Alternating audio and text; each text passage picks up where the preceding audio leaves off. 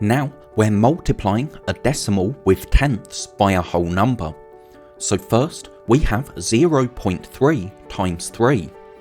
We can write that out as a column multiplication, and it doesn't matter that the place values in the question are not lined up, as long as we remember to copy down the decimal point into our answer so that it's directly below the decimal point in the number that we're multiplying. Now 3 times 3 is 9, 0 times 3 is 0, so our answer is 0.9. Now we have 0.5 times 4.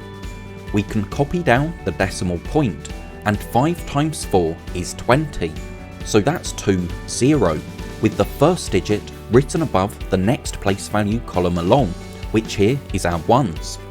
Now 0 times 4 is 0, plus 2 is 2, so our answer is 2.0.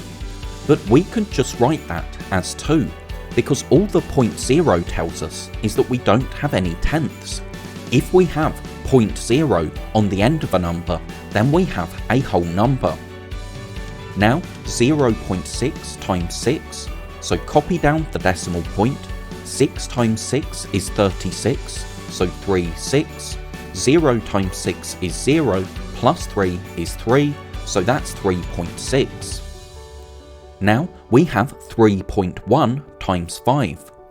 There's our decimal point. 1 times 5 is 5, and 3 times 5 is 15, so we get 15.5. For 2.5 times 3, we copy the decimal point down into our answer, then 5 times 3 is 15, so 1 5, 2 times 3 is 6, plus the 1 up here is 7, so our answer is 7.5.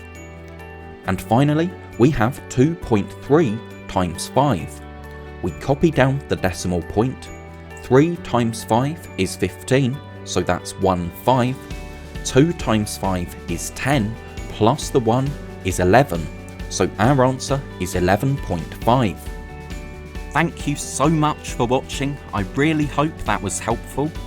If you're a teacher or a parent, then please subscribe or go to keystage2maths.com to download resources for this lesson and many more.